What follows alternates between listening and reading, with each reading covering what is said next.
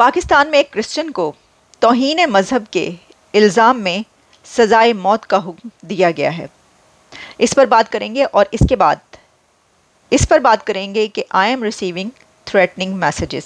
مجھے تھریٹ کیا جا رہا ہے, مجھے دھمکی آمیز میسیجز آ رہے ہیں. کس کی طرف سے آئے ہیں, کیا کہا گیا ہے, یہ آپ کے سامنے رکھوں گی. لیکن پہلے ذرا اس خبر پر نظر ڈال لیتے ہیں. اب اے پی ایسوسیٹڈ پریس میرے سامنے اوپن ہے, اے بی سی نیوز پر بھی یہ خبر موجود ہے, انٹرنیشنل میڈیا پر یہ خبر موجود ہے, جس میں یہ بتایا گیا ہے کہ Pakistani court sentences Christian man to death for posting content against Muslims. یہ والا کیس جو اس وقت یہ سزائے موت سنائی گئی ہے, یہ جڑا ہوا ہے اس کیس سے جو 1 سال پہلے ساہیوال اور جڑاوالا میں 80 کے قریب کرسچن کمیونٹی کے گھروں کو, سینکڑوں گھروں کو اور چرچز کو آگ لگائی گئی تھی.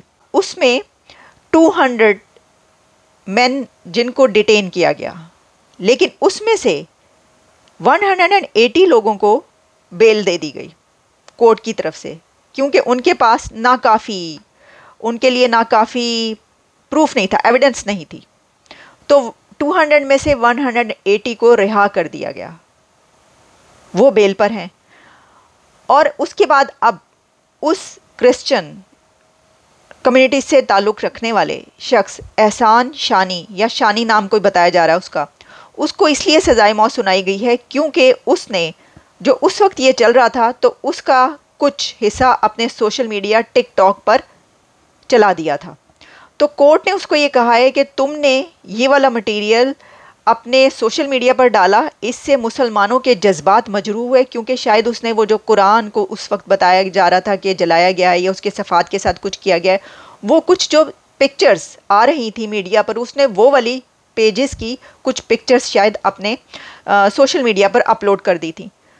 تو کورٹ میں جو اس کے خلاف درخواست جمع کرائی گئی وہ یہ تھی کہ اس نے مسلمانوں کے جذبات کو مجروح کیا. تو اب عدالت نے اس کو سزائے موت کا حکم دیا ہے. کین یو امیجن, کیا آپ کہیں پر یہ تصور کر سکتے ہیں کہ کوئی ایک آدمی جو کہ مائنورٹی سے تعلق رکھتا ہے اور وہ اس کی کمیونٹی کے ساتھ یہ ہوتا ہے کہ اس کے گھروں کو اور چرچز کو آگ لگا دی جاتی ہے, آپ اسی مائنورٹی کے اس بندے کو پکڑ کے سزائے موت سنا دیتے ہیں, اور جنہوں نے سینکڑوں گھروں اور چرچز کو آگ لگائی وہ ان کو بیل دے دیتے ہیں, وہ کھلے عام چھٹے پھر رہے ہیں. اس کو بولتے ہیں extreme of extremism. This is unbelievable, یعنی الٹی گنگا بہہ رہی ہے, الٹا چور کوتوال کو ڈانٹے. یہ فیصلہ ہے, یہ 295C کے تحت سنایا گیا ہے. یہ وہی 295C ہے جس کے تحت یہ توہین مذہب کا یہ قانون ہے, اور اس کے تحت جو ہے یہ ہوتا ہے سب کچھ, کہ الزام لگا دیتے ہیں آپ اور گستاخی کا, اور آپ اس کو سڑک پر ہی مار دیتے ہیں, پتھر مار مار کے مار دیتے ہیں اس کو. جو یہ سب ہو رہا ہے, موب جو کر رہا ہے, وہ اسی قانون کی وجہ سے کر رہا ہے جو ہو رہا ہے, اور اسی لاء کے تحت اس بندے کو اندر کر دیا گیا اور سزائیں دے دی گئی ہیں. جی اب آتے ہیں ہم ذرا دوسری خبر پہ. اس کو تو بہت میں کنڈیم کر رہی ہوں, کنڈیم کرنا چاہیے. آپ یہ کیا کر رہے ہیں, اور یہ بات جو ہے اس طرح نہیں ہوگی, چلے گی. آپ دیکھیں گے آگے اس کے اوپر کیا کیا ہوتا ہے. ہیومن رائٹس کی طرف سے کافی اس کے اوپر میسیجز آنا شروع ہو گئے. سر یہ ہیومن رائٹس ہی لے کر بیٹھ گیا ہے. اس کی وجہ یہ کہ ابھی جو میں آپ کے سامنے خبر رکھنے لگی ہوں وہ کیا ہے, وہ یہ ہے کہ جیسا میں نے آپ کو بتایا کہ مجھے تھریٹننگ میسیجز آ رہے ہیں. اب میں یہ جو آپ کے سامنے رکھ رہی ہوں, یہ بتا رہی ہوں, تو اس سے پہلے کئی مرتبہ مجھے ایسے میسیجز یا کالز آ چکی ہیں. اچھا, اس سے پہلے جب کالز آئی تھی تو وہ تو باقاعدہ جو ہے وہ نام کے ساتھ آئی ہیں. کبھی کسی کرنل نے فون کیا, کبھی کسی اور نے کال کیا, یہ کیوں لکھ دیا, ایسے کیوں لکھا ہے, یہ کیوں بولا ہے, یہ کیا کیا. اچھا, وہ اس طرح کا جب بھی ہوتا رہا, اور جہاں جہاں سے وہ کرتے رہے کہ کون سے وہ آفس سے بول رہے ہیں, لاہور کیا یہ صحیح آفس سے, یا پنڈی کے آفس سے, وہ بھی وہ بتاتے رہے. اور اچھا, اس کے بعد پھر میں نے اس کو جو طریقہ کار ہوتا ہے, طریقہ یہ ہوتا ہے کہ میں جو آرگنائزیشن ہے پاکستان میں جرنلسٹوں کی پروٹیکشن کی, یا جو بھی اس طرح کی ایک بڑی آرگنائزیشن ہے جس کے ہیڈ شہزادہ ذوالفقار ہیں, بڑے زبردست سیزن جرنلسٹ ہیں. سب سے پہلے تو ان کو بتایا گیا, کیونکہ اس سے یہ ہوتا ہے کہ نام شامل ہو جاتا ہے کہ مجھے یہ والی جو ہیں دھمکیاں آئی ہیں, یہ بہت ضروری ہوتا ہے نا ریکارڈ میں لانے کے لیے. تو ان کو بتایا میں نے، وہ نام اس کے اندر شامل ہوا کہ جناب جن کو دھمکیاں آتی. پھر اس کے بعد جو میں نے اپنے سوشل میڈیا پر یہ لکھ دیا تھا اس وقت ٹویٹر پر کہ اس طریقے سے جو ہے یہ مجھے دھمکی آمیز جو ہے وہ بلایا بھی جا رہا ہے، کالز بھی آئی ہیں، اور جو کچھ کہا گیا ہے ایک دفعہ نہیں کئی دفعہ ایسا ہو چکا. پھر اس کے اوپر جو کافی سیزن جرنلسٹ ہیں، مطیع اللہ جان صاحب، حامد میر صاحب، سب نے اس کو جو ہے نہ صرف ری ٹویٹ کیا بلکہ یہ کہا کہ یہ کیا ہو رہا ہے وغیرہ. طریقہ کار یہی ہوتا ہے. اس کی وجہ یہ ہے کہ اگر پاکستان میں رہتے ہوئے میں آگے سے یہ کہوں گی کہ تم کون ہو، تمہاری تو ایسی کی تیسی میں دیکھتی ہوں تمہیں، اور مجھے جو ہے یہ ہوا ہے تو جو اکھاڑنا ہے میرا اکھاڑ لو، میرے پاس تو تمہارا یہ میں دیکھنا تمہیں کرتی کیا ہوں، اب تو کہیں نظر نہیں آؤں گی میں. ایسا ہو نہیں سکتا کہ آپ پاکستان کے اندر رہتے ہوئے اداروں کو یا کسی کو ایسے دھمکیاں میں اس کا الفاظ استعمال کریں گے اور آپ اتنا دلیری کے ساتھ اٹھ کے آپ کہیں گے کہ ایسی کی تیسی تم نے مجھے یہ کیا تو یہ دیکھو اور یہ دیکھو، اور آپ بچ جائیں گے. اگلے چند گھنٹوں کے اندر آپ غائب ہو چکے ہوں گے. بڑے سے بڑا جرنلسٹ ہوگا وہ بھی غائب ہو چکا ہوگا. ٹھیک ہے جی، انلیس کہ کوئی پروٹیکٹڈ ہو اور وہ جو مرضی جو ہے وہ کہنا چاہے کہتا جائے اور وہ کچھ بھی نہ ہو اور وہ پھر وہی پروگرامز چل رہے ہیں اور کوئی مسئلہ نہ ہو ان کو، تو دیٹ از ناٹ پاسبل. مطلب ساری زندگی وہاں پہ گزری ہے، بینگ اے جرنلسٹ جو ہے وہ مجھے یہ معلوم ہے، اور میں خود یہ کہہ رہی ہوں کہ میں اگر ذرا سی چھوٹی سے چھوٹی بات بھی وہاں پر رہتے ہوئے یہ کہہ دوں گی کہ بھائی ہاں اوکے، تو اگلے چند گھنٹوں میں ختم کہانی. تو بات یہ ہے کہ میں آپ کو یہ جو بتا رہی ہوں یہ میں اس لیے بتا رہی ہوں کہ مجھے نہیں معلوم کہ یہ میسج جو اب مجھے آئے ہیں یہ کس نے بھیجے ہیں. اس کی وجہ یہ کہ دیکھیں میں کسی کے اوپر الزام نہیں لگا سکتی کیونکہ اس کے اندر یہ نہیں بتایا گیا کہ کون ہے. لیکن جس طرح کا میسج ہے، جو میسیجز ہیں وہ بذات خود یہ بتا رہے ہیں کہ یہ کیا ہے. اچھا اگر تو یہ ہوتے نا کہ چھوٹے موٹے ایسے ادھر ادھر کے کوئی کسی نے اٹھ کے کچھ کہہ دیا، یا یہ جو ایسے بہت ساری چیزیں چلتی رہتی ہیں تو بندہ کہتا ہے تو میں تو اگنور کر دیتی ہوں، میں کرتے ہی نہیں. لیکن کیونکہ یہ کافی ڈیٹیل میں اور بہت اس طرح کا میسج ہے جس کو میں اگنور نہیں کر سکتی تھی، اس لیے میں اس کو آپ کے سامنے رکھ رہی ہوں. اچھا اب یہ جن صاحب نے میسج بھیجا ہے میرے پاس ان کا کیونکہ نمبر سیو نہیں ہے تو میرے پاس ان کا نام نہیں آ رہا. انہوں نے جس وقت مجھے میسج کیا اس وقت اس پروفائل پر ایک ایگل کی، اڑتے ہوئے ایگل کی، شاہین کی نا پکچر لگی ہوئی تھی. لیکن جب میں نے ان کو ذرا تھوڑا سخت قسم کا ایک آدھا جواب دیا تو اس کے بعد وہ والی جو پکچر تھی وہ غائب ہو گئی، یعنی یہ تو انہوں نے پلین کر دی اپنی پروفائل پکچر. لیکن وہ جو لینگویج استعمال کر رہے ہیں اس سے بھی کافی کچھ اندازہ ہو جاتا ہے ٹھیک ہے، جو نیریٹو وہ استعمال کر رہے ہیں. تو اس کے بعد جو ہے یہ جو جس اکاؤنٹ سے مجھے یہ میسیجز آئے ہیں وہ واٹس ایپ اکاؤنٹ صرف جس وقت میسج کرنا ہو اس وقت اوپن نظر آتا ہے، اس کے بعد جو ہے وہ جو ہوتا ہے نا کہ ایک ٹک گیا ہے اور پتہ چلتا ہے کہ یا تو بلاک ہے یا کیا ہے، وہ اسی طرح آ رہا ہوتا ہے. لیکن جس وقت میسیجز آئے ہیں اس وقت وہ صحیح تھا، اور میرا ایک آدھا میسج ان کو گیا بھی ہے لیکن اس کے بعد جو ہے وہ نہیں وہ اوپن ہوتا ہوا نظر آ رہا. اچھا جی، اب انہوں نے یہ کہا ہے کہ you are the part of the mafia who want to crush Pakistan and started hateful content against Pakistan armed forces. یہ لکھا ہے انہوں نے. پھر یہ لکھتے ہیں secondly your words your hate towards your agencies because only reputable and patriotic individuals like their agencies or forces, but all those who are the handlers of Mossad, CIA try to ignite Pakistani public against the armed forces like your bosses did in the Middle East. کچھ انہوں نے countries کے نام لکھے.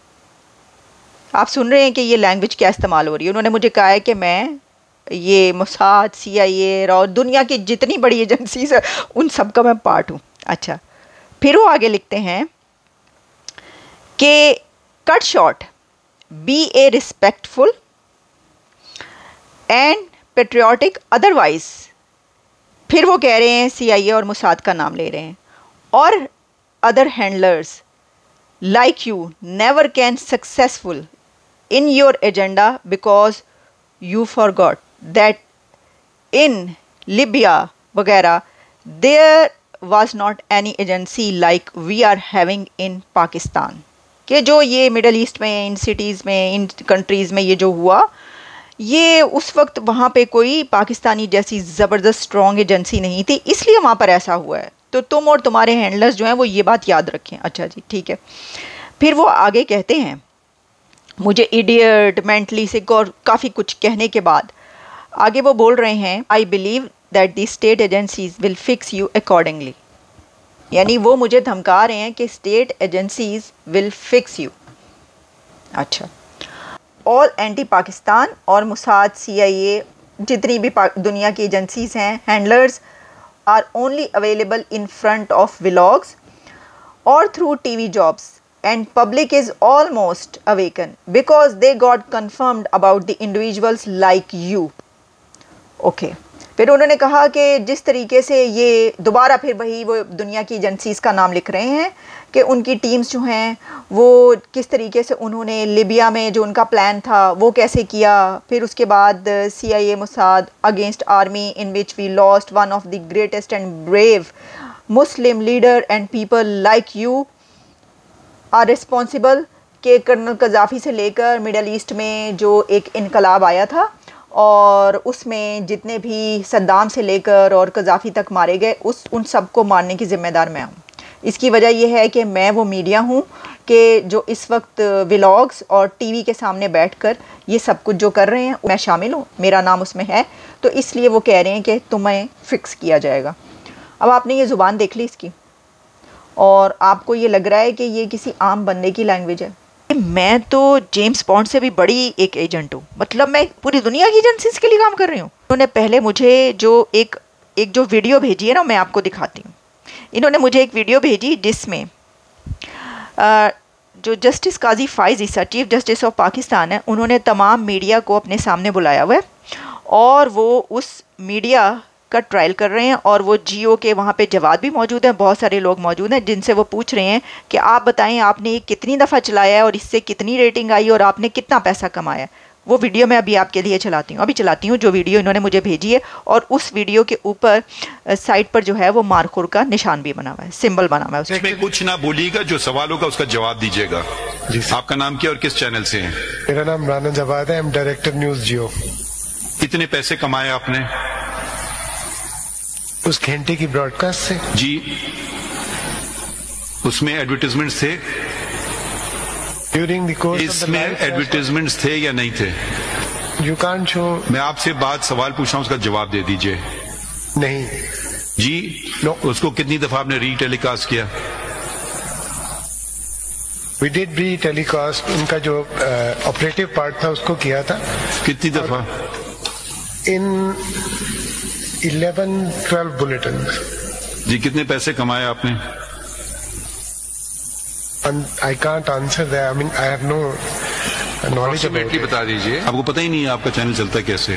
نہیں سر، یہ پتہ ہے لیکن یہ نہیں پتہ. آپ بتا دینا 1 منٹ کا ایڈورٹیزمنٹ کہ آپ کیا چارج کرتے ہیں پرائم ٹائم میں we usually charge up to 200,000 per minute, لیکن ڈیپینڈ کرتا ہے کہ آپ کی کتنی فریکوینسی ہے اور کتنے بڑے کلائنٹ. یقیناً ڈیپینڈ کرتا ہے، یہ تو ہر چیز ڈیپینڈ کرتی ہے کسی چیز پہ. 2 لاکھ روپے آپ 1 منٹ کے کماتے ہیں. پرائم ٹائم پہ varies sir, it varies on. Upper limit بتا دیں، لوور لمٹ بتا دیں. ایڈیٹوریل اپر لمٹ سے لوور لمٹ بتا دیں. I deal with editorial. جی. I deal with editorial. کوئی مینجمنٹ کے ہم نے آپ کو چن کے بھیجا تھا، ہم نے کہا تھا جو شخص ہے وہ آئے. اگر آپ کو کچھ نہیں پتا ہے بلا لیتے ہیں. آپ کے کون ہے مینیجنگ ڈائریکٹر کو بلا لیتے ہیں، کون سا اونر کو بلا لیتے ہیں، کیونکہ آپ کو نہیں پتا ہے نا. آپ یہی کہہ رہے ہیں مجھے نہیں پتا ہے، چلیں ان کو بلا لیں گے. کس کو پتا ہوگا یہ بات؟ آپ کے اونر کا نام کیا ہے، ان کو بلا لیتے ہیں، مینیجنگ ڈائریکٹر کو بلا لیتے ہیں. ٹھیک ہے نا. فائنانس پرسن آپ پلیز نا، آپ نے کیونکہ آپ نے ڈسکلوجر نہیں کیا ہے نا، آپ بولے نا مجھے یہ اس سے اتنا فائدہ ہوا. اب دیکھیں ہمیں تو آپ نے عدالت کو نقصان کر دیا. یہ ادارہ عوام کا ادارہ ہے، ٹھیک ہے. آپ بالکل ہم پہ کھلی تنقید کریں، مگر اگر آپ نے جھوٹ بیچنا ہے اور اس سے پیسے کمانا ہے، وہ شعر میں خیال میں مناسب بات نہیں ہے. یا مجھے کوئی قانون بتا دیں کہ یہ بھی میرا فرض ہے आर्टिकल 19 झूठ बेचूं और पैसे कमाऊं। और आप कम से कम आपने बात की इंटरनेट्स की, वो तो रेगुलेटेड नहीं है ना। आप तो माशाल्लाह media is the fourth pillar of the state.